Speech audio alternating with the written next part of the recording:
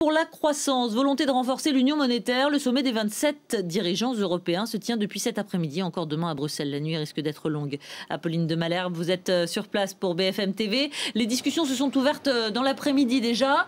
Alors, pour l'instant, les points de convergence ne sont pas légion, si j'ai bien compris. Hein.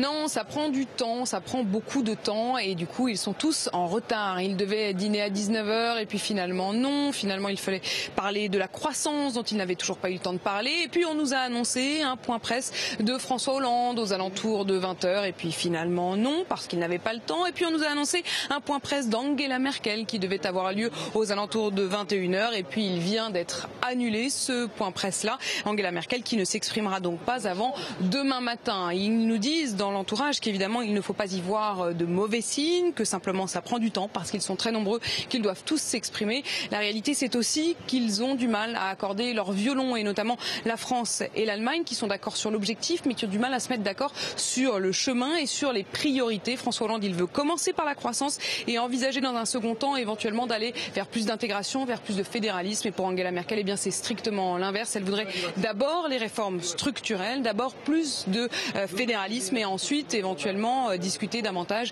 du partage de la dette et de la croissance. Donc vous le voyez, la nuit va effectivement être très longue. Angela Merkel qui a annulé sa conférence de presse et puis les 2 points pour l'Italie, vous l'imaginez bien, dans les salles de presse ici à Bruxelles, les journalistes sont surtout intéressés par le foot.